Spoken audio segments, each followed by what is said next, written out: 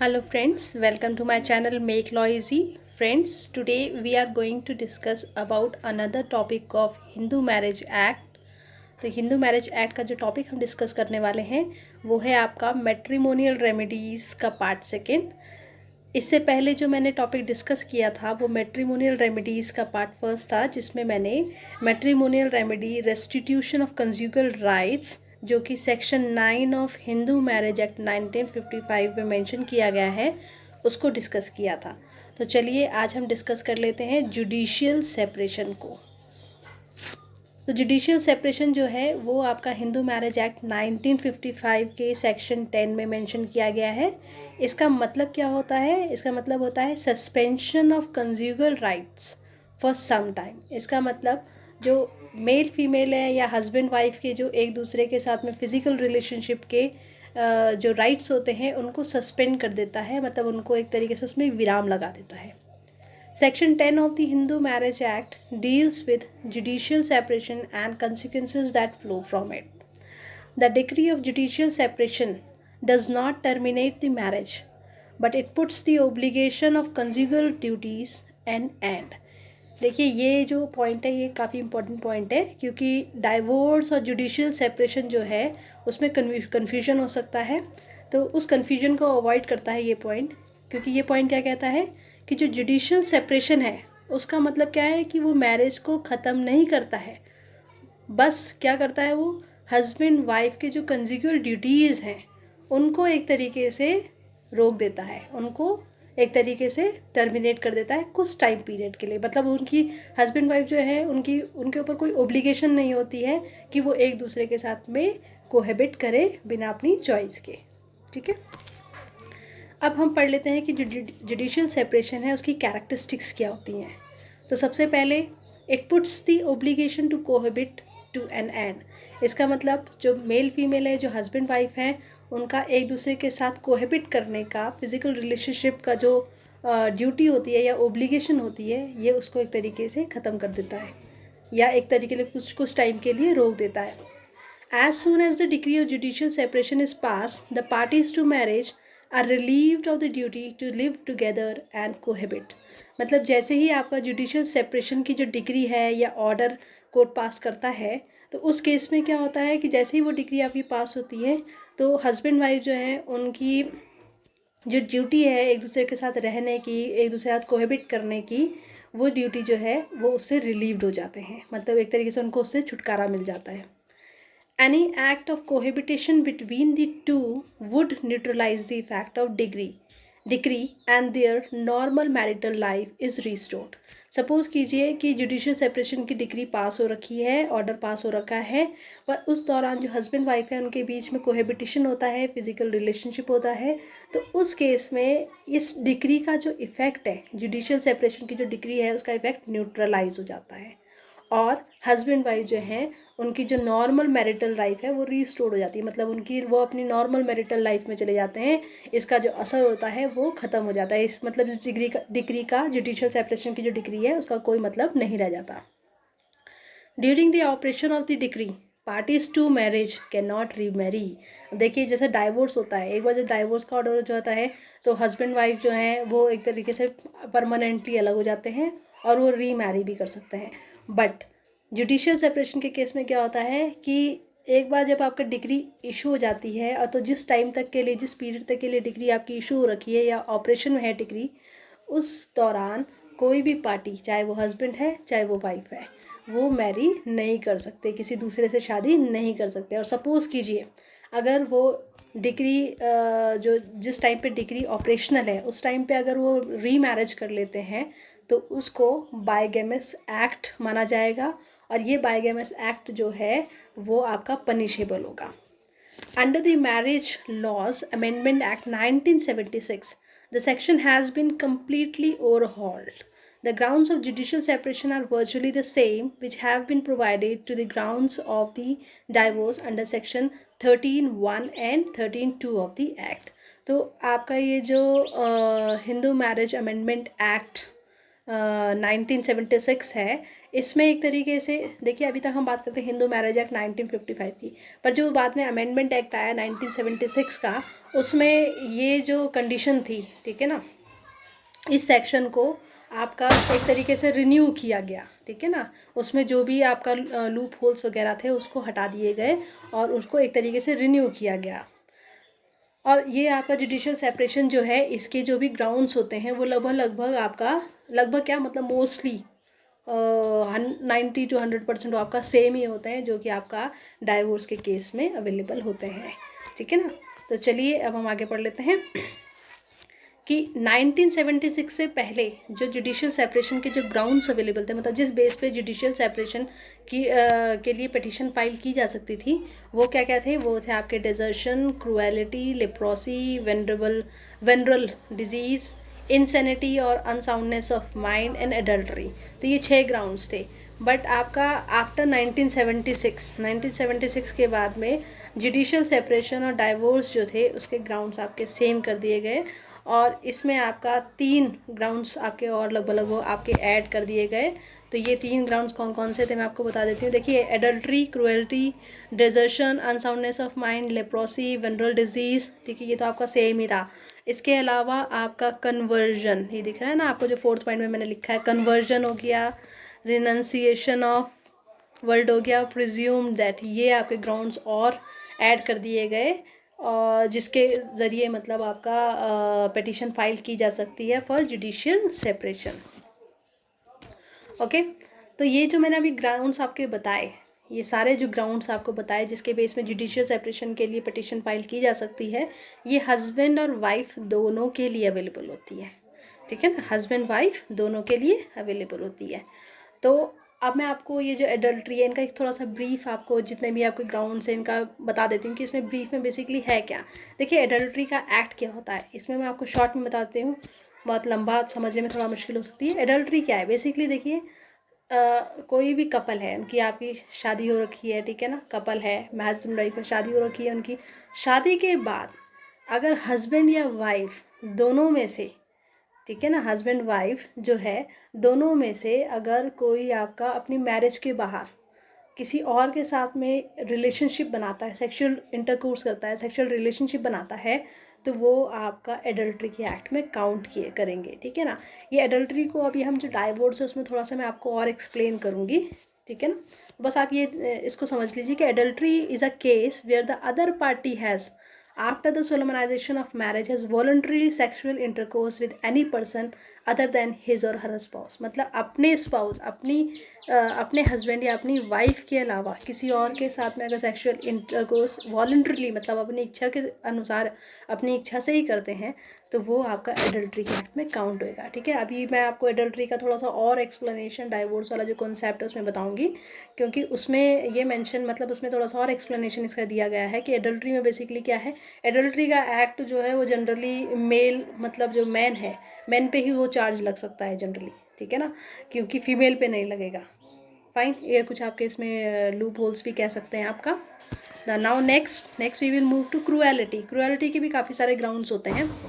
देखिए, क्रूएलिटी जो है वो आपका फिजिकल, मेंटल, कैसी भी क्रूएलिटी हो सकती है। इसके ग्राउंड्स जो हैं वो भी मैं आपको डाइवोर्स का जो सेक्शन है उसमें थोड़ा सा और एक्सप्लेन करके बताऊंगी, क्योंकि ये टॉपिक थोड़ा लंबा होने वाला है।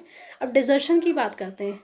डिजर्शन क्या है? देखिए, where the other party has deserted the petitioner for continuous period of not less than 2 years immediately preceding the presentation of the petition.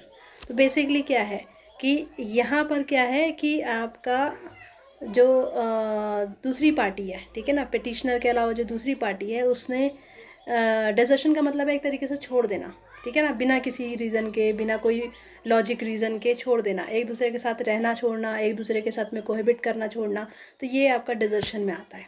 तो desertion in the context of matrimonial law represents a legal conception and it is the difficult to give a comprehensive definition of the term. तो इसकी desertion की एक बहुत comprehensive, बहुत अच्छी definition देना थोड़ा सा मुश्किल है।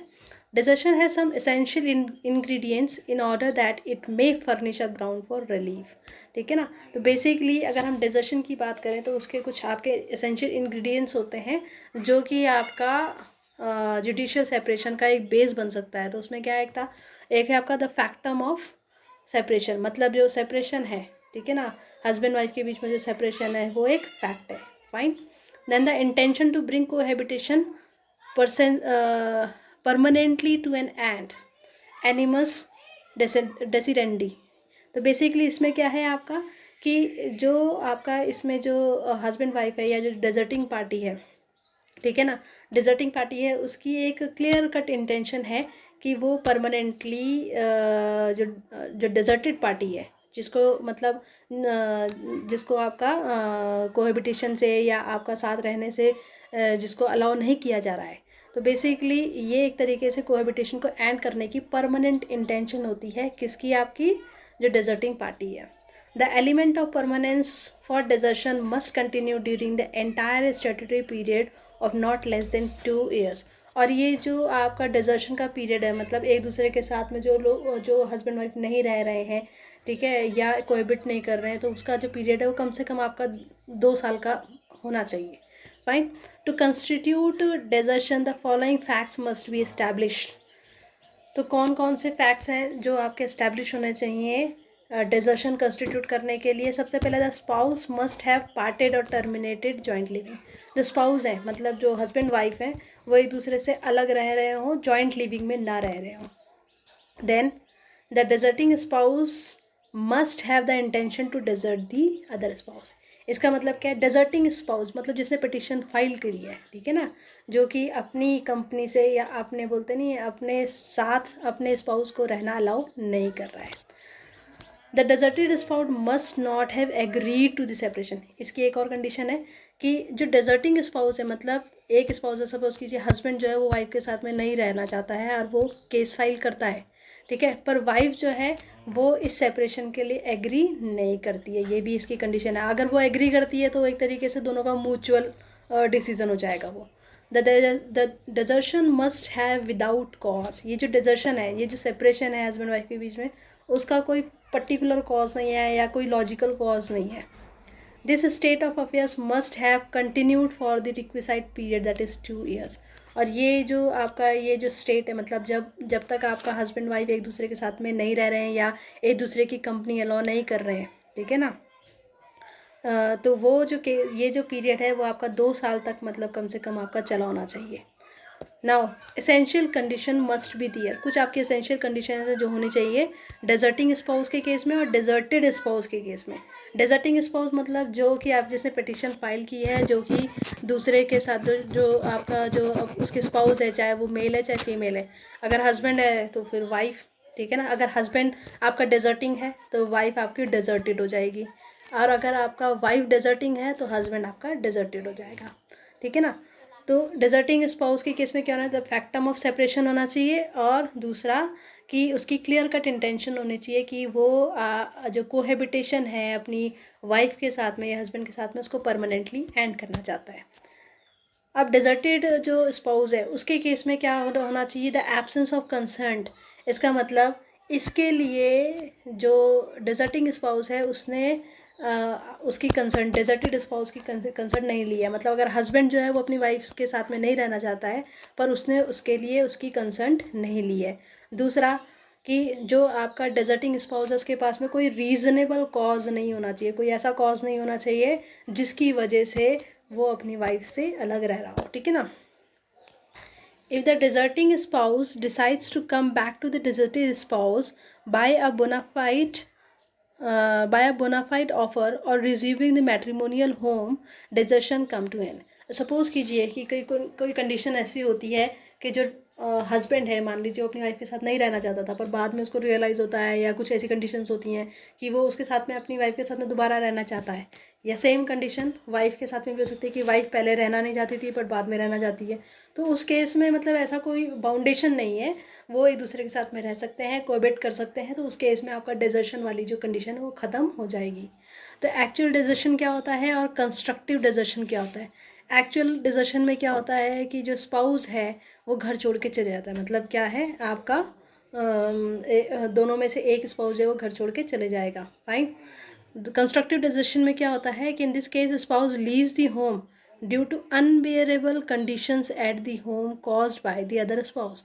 कंस्ट्रक्टिव डिसीजन में क्या होता है कि जो स्पाउस घर छोड़ रहा है वो किस वजह से छोड़ रहा है कि घर में कुछ ऐसी कंडीशन है जो कि दूसरे स्पाउस ने क्रिएट कर दी हैं, जिसकी वजह से वो उनके साथ में नहीं रह सकते। फाइन।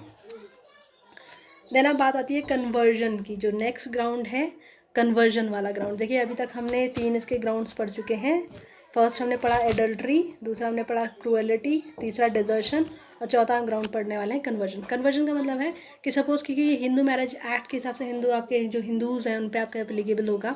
तो सपोज़ कीजिए कि अगर कोई पार्टी जो है मतलब मैरिज की जो भी पार्टी है, चाहे वो हस्बैंड है चाहे वाइफ है, वो अपना धर्म परिवर्तन कर लेता है, ठीक है ना, अपना धर्म को परिवर्तन कर लेता है, कन्वर्ट हो जाता है हिंदू रिलीजन से, तो फिर उसके बाद वो हिंदू नहीं रह जाएगा।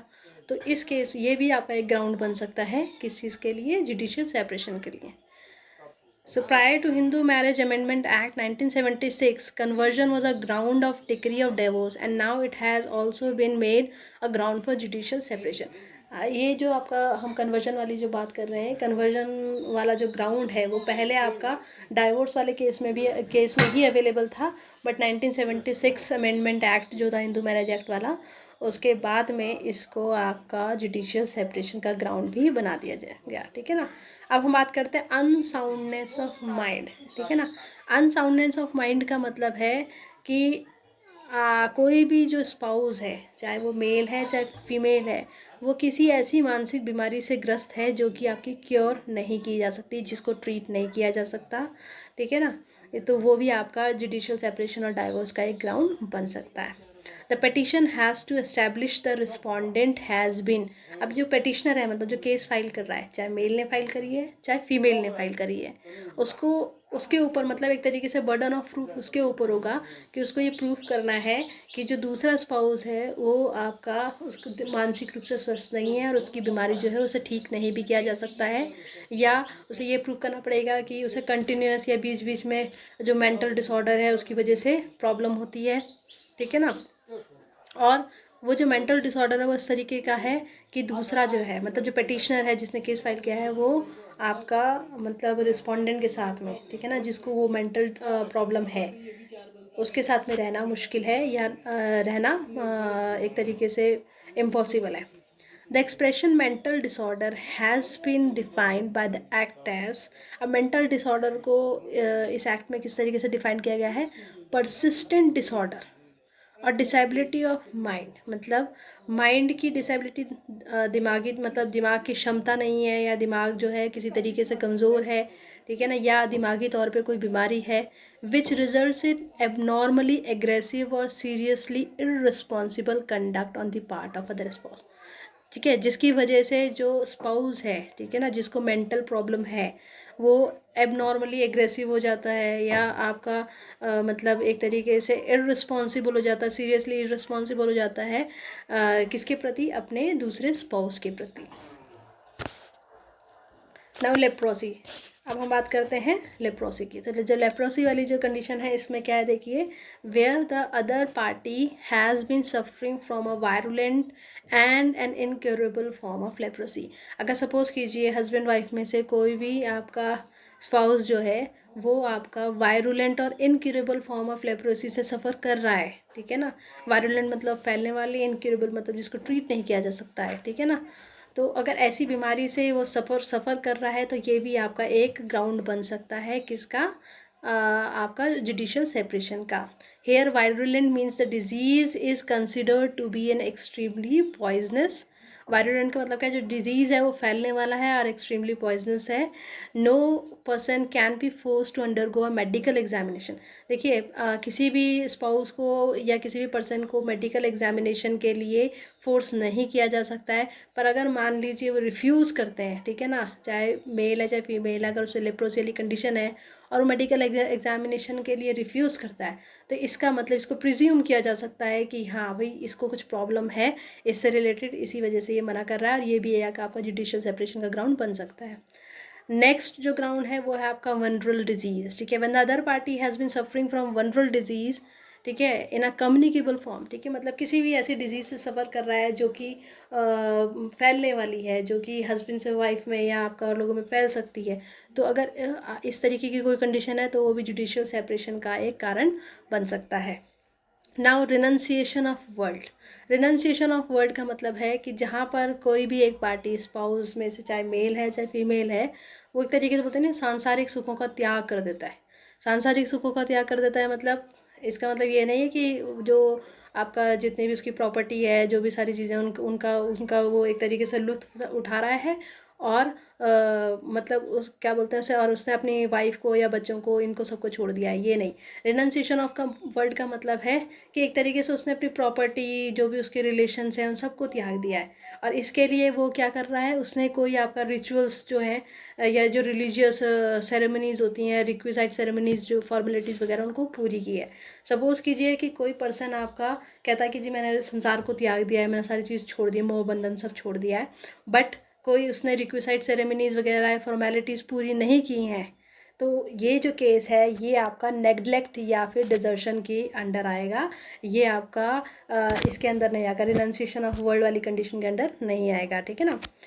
अब बात करते हैं नेक्स्ट और लास्ट जो है इसका है आपका ग्राउंड जुडिशियल सेपरेशन का, वो है आपका प्रिज्यूम्ड डेथ। तो इसमें क्या होता है कि सपोज़ कीजिए कि कोई आपका पर्सन हस्बैंड वाइफ है, ठीक है ना, हस्बैंड वाइफ है, इसमें से कोई भी जो स्पाउस है, चाहे मेल है चाहे फीमेल है, उसका मान लीजिए 7 साल तक कहीं अता पता ही नहीं है, पता ही नहीं है कि वो ज़िंदा है या मर गया है, तो ये प्रिज्यूम किया जा सकता है कि उस इंसान की डेथ हो गई है, ठीक है ना। और ये आपका जुडिशियल सेपरेशन का एक ग्राउंड बन सकता है।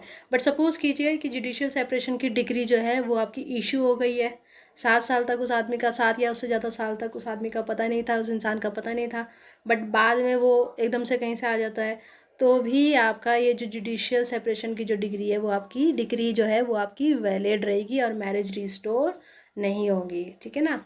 अब हम बात करते हैं कुछ जुडिशियल सेपरेशन के कुछ ऐसे ग्राउंड्स भी होते हैं जो सिर्फ आपका वाइफ को अवेलेबल होते हैं। अभी तक जो हमने पढ़े वो हस्बैंड वाइफ दोनों को होते हैं, पर अभी हम पढ़ने जा रहे हैं वो कौन कौन से हैं जो कि सिर्फ वाइफ को अवेलेबल है। एक है आपका बाइगेमी वाली कंडीशन, ठीक है ना, कि अगर हस्बैंड जो है वो आपका किसी दूसरी लेडी के साथ में मैरिज कर लेता है, तो वो भी आपका जुडिशियल सेपरेशन का एक क्या बन जाता है, बेस बन जाता है। नाउ रेप, सोडोमी और बेस्टिलियलिटी, ठीक है ना।